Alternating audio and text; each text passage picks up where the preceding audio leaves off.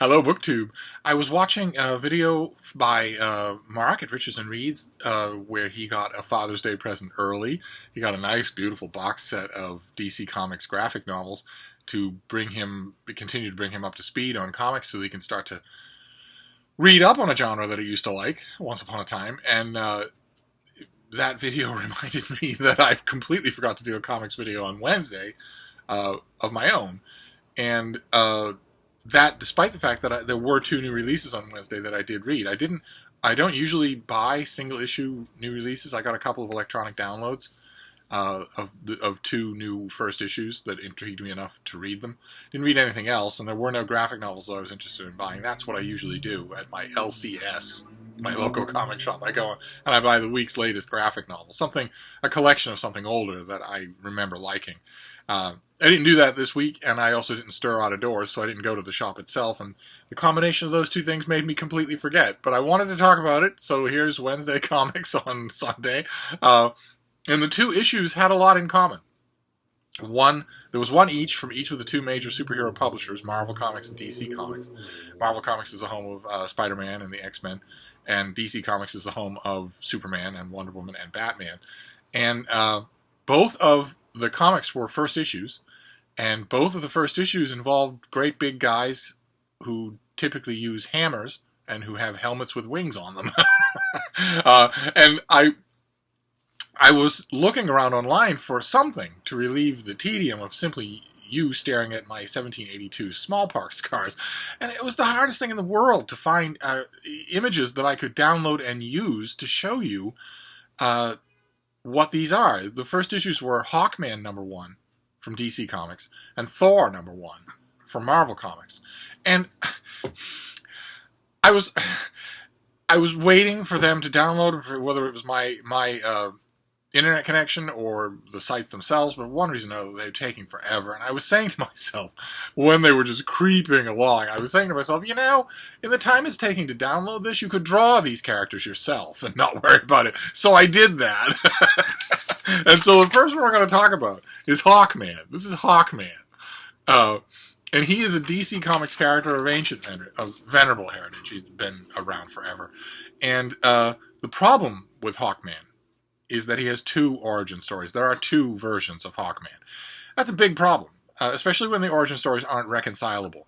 And in order to make any sense out of that, I'll show you the visual again, because I don't think it's downloaded. Oh, look at that! It has downloaded on my phone. Okay, this is the cover of Hawkman #1. That is artwork by Brian Hitch.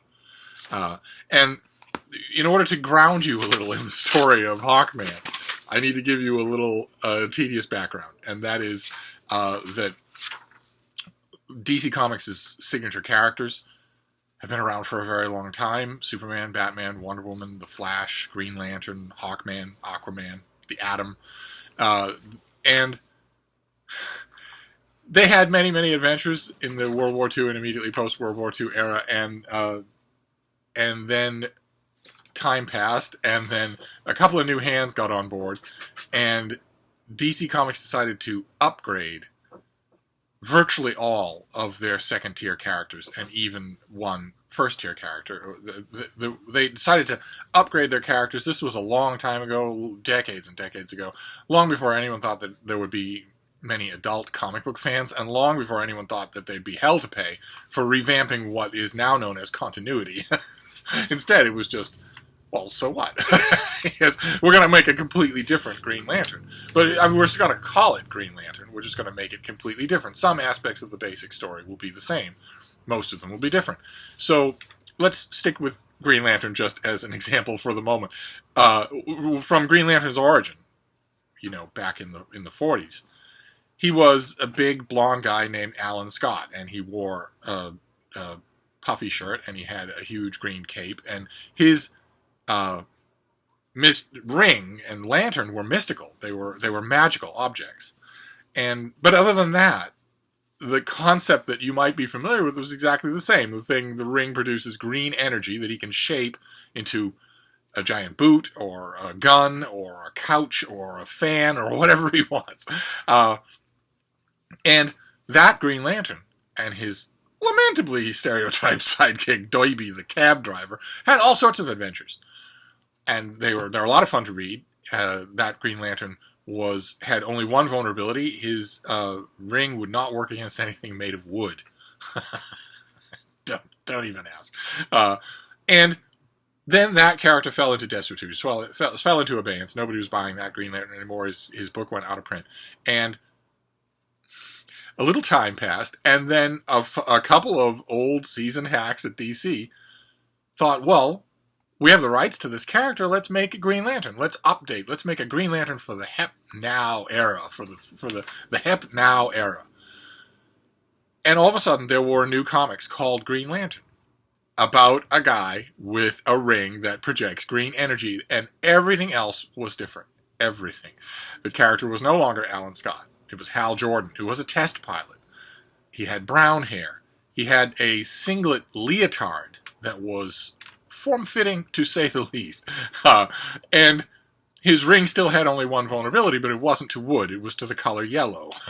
Every bit as stupid. And he had a completely different supporting cast, also a lamentable sidekick.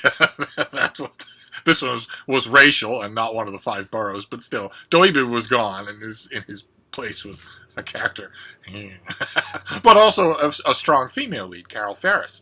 And a whole new group of a rogues gallery, a whole new kind of adventure, because this Green Lantern wasn't mystical. His ring was a science artifact given to him by a dying alien who was a member of a gigantic galaxy-spanning police organization called the Green Lantern Corps, who had, bosses on the planet Oa, and a giant the power ring that Green Lantern powers his battery on, is a scientific thing. It's super science, but still, it's not magic. In other words, a total revamp. Not possible for even the most continuity-minded wonk to say that those two are the same thing. And not possible to say they're connected. They are completely different things. Same thing with The Flash. The Flash had been an ordinary, 1940s Don Draper, Mad Men type, straight-up guy. The Brill cream, the crew cut. He wore a mercury metal helmet and also a puffy shirt. and his name was Jay Garrick. He wasn't. His character fell into desuetude, that character stopped publishing. Then DC brought out The Flash, who was not Jay Garrick, who wore, again, an extremely skin-tight costume, a singlet, this time bright red, and who was Barry Allen, a police scientist, who got his powers in a different way. His powers were much greater. He just like the Hal Jordan Green Lantern, could fly off into space and have interstellar adventures. The Barry Allen Flash was much faster than the Jay Garrick Flash. And right on down the line, even the titanic characters, the big trio, the trinity of DC Comics, Superman, Wonder Woman, and Batman, also received revamps, significant revamps. Batman had been a jolly, smiling adventure hero, very handy with his fists, but not tormented in any way. That changed. He went back to his tormented roots. Superman, a little less. There were flirtations with making him. Well, he became much more powerful, and he got a slightly different supporting cast, and it was obvious. It was inside the comic book continuity. It was obvious that he had not fought in World War II like his predecessor had, and there were small changes. He became Kal-El, E-L, instead of Kal-El, just the letter L. The newspaper he worked for gradually changed over time. The supporting cast broadened and changed over time, and also became bigger, more intergalactic, more formidable. This Superman tended to fight gigantic menaces rather than bank robbers, and tended to have bigger, more operatic adventures instead of throwaway misadventures where, a piece of puce kryptonite causes him to think he's a shoe salesman or anything like that. And Wonder Woman, oh my God, don't even get me started. They, like everybody else, she got a more revealing skin-tight costume, and then because no one cared about her, her origin story was dragged all around the block and back. And this seismic change also affected the secondary characters. All of the secondary characters. The Atom was no longer just a short guy who was also handy with his fists. Instead, he was a scientist named Ray Palmer who could shrink himself to, dime size or even smaller. And Hawkman also had a radical update. The previous Hawkman had been a reincarnation of an ancient Egyptian warrior who had been killed along with his wife, Hawkgirl. Well, they weren't Hawkman and Hawkgirl back in ancient Egypt, but they were reincarnations of ancient Egyptian prince and princess who donned wings for some unknown reason and took up ancient weapons like a mace or a crossbow or net and fought crime. And there wasn't much more thought given to it than that. The 1940s and the early 1950s weren't all that big on origin mania the way that every other era of comics has been. There was no real thought other than that. Hawkman was just a man who wore wings in a harness and fought bad guys. And then that Hawkman went away, went into mothballs. And when the new Hawkman was introduced with stellar artwork by a whole range of artists, culminating in the great work of the great Joe Kubert, who did fantastic work on Hawkman. This Hawkman was completely different. He wasn't a reincarnated anything. He was an interstellar policeman. He was from the planet Thanagar, where the cops wear wings, and where their wings and their anti-gravity device is powered by nth metal, and where they fight super serious crime. They fight interstellar crime. And this Hawkman comes to Earth with Hawkgirl, chasing an interstellar Thanagarian villain. They become enamored of Earth. They like the kind of kitsch of using ancient Earth weapons. And that's that. Their spaceship is parked in orbit, and they take on civilian identities and sort of fall into the superhero role on Earth. But again, like the other characters you would think, there's absolutely no way to reconcile these two versions. What you have to do is the solution that was arrived at by another DC hack, a great guy, who came up in one stellar, iconic issue, came up with the great idea that there were parallel Earths. that the groups, the versions of all of these iconic heroes that we knew and that people knew for decades did still exist, were exactly like that, and the only way to explain these radically different versions was that it was a different Earth. Very similar, parallel, but not the same. Okay. You've got Earth 1 and Earth 2. Suddenly, it's entirely possible to have somebody called Hawkman who bears no resemblance in any way except for a few exteriors to the previous incarnation of Hawkman. And that's where it lasted for a long time, and the parallel Earths continued to multiply as need be. And then DC Comics decided that's all too complicated. And they did a massive continuity-wide reboot called Crisis on Infinite Earths, in which they smushed all of their parallel Earths into one Earth. And they have been doing that, expanding and contracting, ever since. And it has led to a mess, an absolute mess of continuity. For fans who care about that, and I happen to be one of them, you ask yourself, you don't even know in DC Comics now what's what and what's not. DC Comics, if they were smart, would forego the ritual of having another one of those massive events. One is rumored for next year. And if they were smart, they would forego it completely, throw the whole wash of it out, and tell their writers and artists, okay, pick a property that you want to do, and just go. Just go ahead. Assume that that property has existed in the DC universe from the beginning. Assume that all of the continuity-wide reboots didn't happen, and make what you want. And don't bother fans with going to encyclopedias or Wikipedia or whatever in order to trace down 50 different variant timelines. Don't bother fans with that, or, in the case of someone like Mark Richardson, you'll never get them back. If they feel like they have to understand differential calculus to read Hawkman, they're not going to do it. So instead, don't bother with any of that. Don't bother with it. You want to have the Justice Society of America? Go right ahead. You want to have it set in World War II? Go right ahead. DC will never do that, but nevertheless, they should. But instead, what they have done with this, they're reintroducing Hawkman to their current continuity. He had yet another disappearance. And in this first issue, they're trying to square that circle. They're trying to figure out how to do that. This first issue, do I still have a picture of it? Yeah, there it is. This first issue spins off from a couple of big events that I did not read. So I went into it cold, and I have to assume that DC knows that a lot of readers will do that. And I like the first issue well enough. It's by, I think the writing is by someone named Robert Venditti. The artwork is by Brian Hitch, who's he's done legendary work. He's a fan favorite, and he does really good work in this issue as well. He doesn't stay. He has absolutely no discipline. When he's in front of his drawing board and he's writing the layouts for a particular issue, like this issue, he can do wonderfully kinetic, detailed work, but he won't stay. He won't stay. So in 4 issues, there'll be a different artist here, if that. But one way or another, it was nice to see him draw Hawkman like this. He's done Hawkman before for the Justice League. And in this issue, the writer tries to reconcile all the past versions of Hawkman by saying that not only was the ancient Egyptian prince reincarnated over and over again, but when he was reincarnated over and over again, he was reincarnated on many worlds. And that's the Hawkman that we get in this issue. And he seems, the writer makes a very wise decision of making Hawkman, the focus of this original arc of stories, be Hawkman's curiosity about his own origin.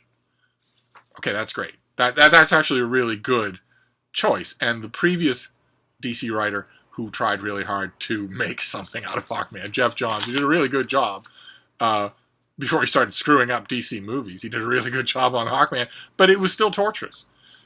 No one at DC is taking the route that I wish they would take, which is to just pretend it never happened. One of the greatest pieces of advice in any circumstances, in any aspect of life, is just pretend it never happened. But DC hasn't done that. They ought to. They really ought to. Instead of this piecemeal stuff with some titles dragging on, some titles connecting from, fan favorite miniseries that only a fraction of people read from 2 years ago or whatever, they ought to just say, no new number ones, no nothing like that, no rebranding, no titling, no events, just, you're all here in this room, I've got everybody on the West Coast on speakerphone, here is your directive. Pick a property and write what you want. But instead, they won't do it. And I liked this first issue of Hawkman. I'm glad that I don't have it as an issue because I'll never reread it. The most I'll ever do is read the trade paperback that will come from this first story arc. The problem with it is that Hawkman has 2 origins, and you can't get around that. There's no way to do it unless you ignore one of them. And I wish a DC writer would do that. I think they would have a lot more success with Hawkman if they did, and with a lot of other characters as well. God help me. Don't get me started trying to explain Black Canary to you. Oh my God. Anyway, the next comic book is from Marvel Comics, and it is also a first issue. It's the first issue of Thor, and it's got artwork by somebody Del Mundo, and the writing is by Jason Aaron, who has written Thor for a long time now. And because let me see if the Thor thing is downloaded as well. I bet it has. Yes, it has. Okay. That is the cover of Thor #1. The new Thor #1 from Marvel Comics. And because it wasn't downloading, I drew you a Thor. So that is Thor. You'll note that they don't look the same because this is the classic Thor. The one that I loved and read so many times. You'll notice quite a few differences in this one. He's got a beard. He doesn't have the same kind of hammer. And he has a golden arm. And do you know why he has a golden arm? Because he's an amputee. Because this Thor is an amputee. Had his arm cut off by Jason Aaron. And that brings me to the problem with Thor. The problem with Hawkman is that he has 2 origins. The problem with Thor is that he doesn't have one at all. He's the son of Odin. He's the Prince of Asgard. He's the god of thunder. This is not a guy who's taken on the code name of Thor. Some Manhattanite who's taken on the code name of Thor and has a bunch of cosmic ray-oriented powers. No, this is just the God of Thunder. It was Stan Lee's stroke of genius 50 years ago to say, well, what if the God of Thunder were a superhero? And the problem with that is that that's it. Thor was Odin's son. He grew up, he grew stronger, he's thousands of years old, he eventually inherited his hammer, he lifted it, he learned how to use it, and that's all there is to it. And the key to Thor is not to mess around with that. Once you do, you cause problems for all the writers down the line. The key with Thor is to play to that. Make that a strength rather than be embarrassed by it. And the problem I have with Jason Aaron as a Thor writer is that he's embarrassed by Thor. He doesn't like the character at all. So one of his first arcs on Thor, was, oh God, it went on forever. I want to say 20 issues. It was probably 6 or 7 issues. And they mostly consisted of Thor getting the crap beat out of him or systematically tortured. Tortured. Hanging upside down. One same villain over and over again. Just killing Thor at every different point in his life. The young Thor, the present-day superhero Thor, the future Thor. And, of course, another recent incarnation of Thor done by Jason Aaron was even worse, where Thor isn't Thor anymore, where one of his supporting characters, a nurse named Jane Foster, who was a love interest of my Thor, of the original Thor, gains the power of Thor. She is able to wield the hammer. She wears a helmet. She has a cape. She transforms into Thor. And I thought, when I first heard that described, I thought, oh, well, okay, that might be interesting, sure. What's she going to be called? What's the explanation going to be? And then I found out that Jason Aaron apparently thinks that Thor's identity is transferable. She's called Thor. And all of a sudden, the Asgardians, his people he's grown up with for thousands of years, are just saying, hi, Thor, when he's a woman. When it's not him, it's Jane Foster.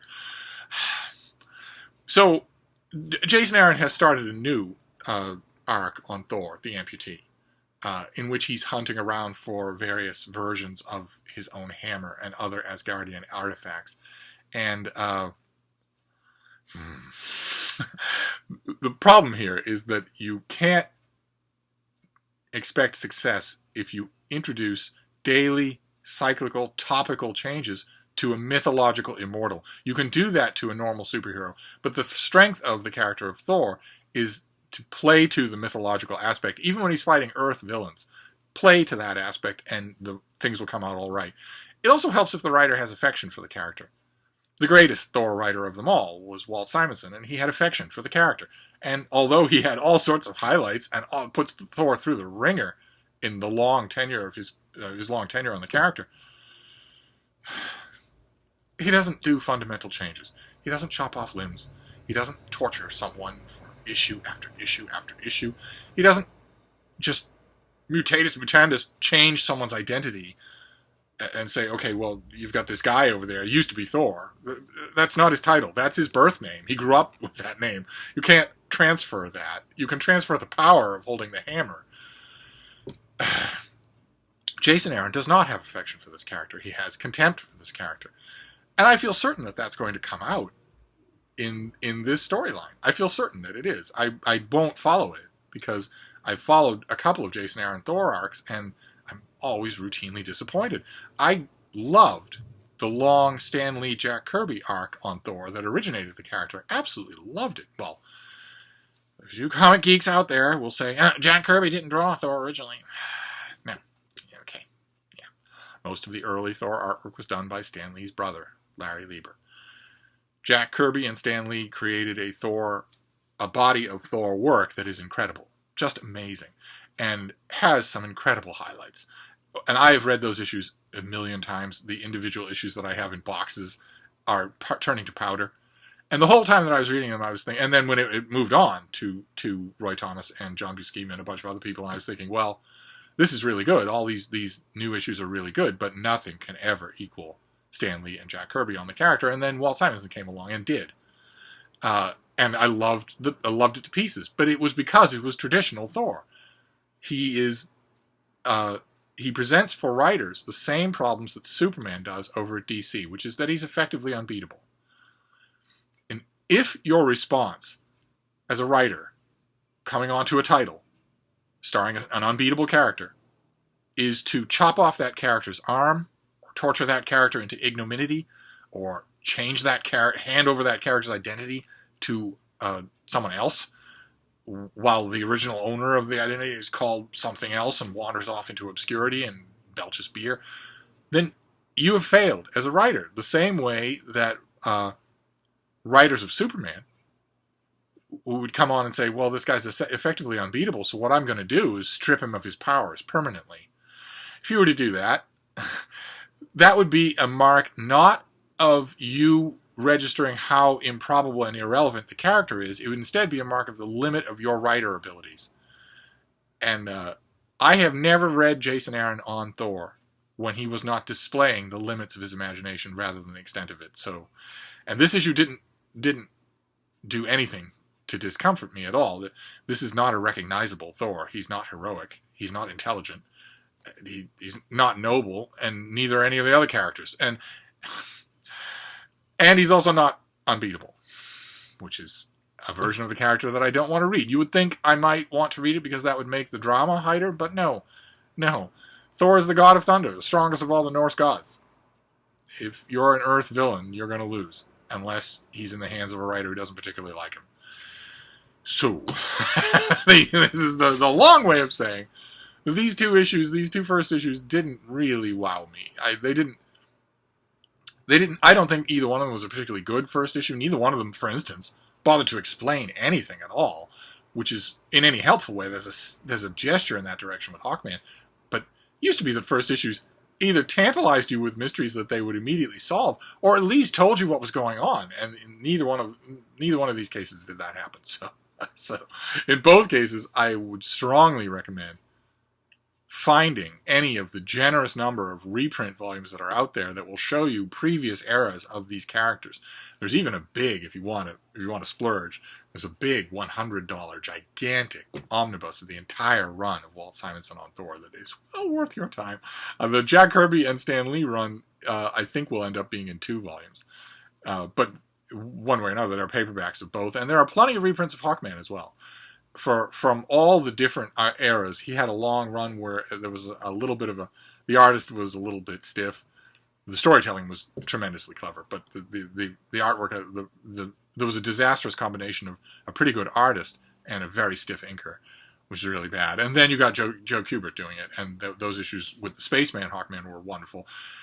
There's plenty to read of these two characters. I wouldn't actually recommend either of these first issues, so we waited all these extra days just so that I could be sort of meh on 2 first issues. But maybe we'll have better luck next week, and next week I will try to do Wednesday Comics on Wednesday. So I'll wrap this up for now. I'm playing hooky, of course, from work that I have to do, but I have to get back to it. If I need to play hooky again tonight, I'll be back. Thank you, BookTube.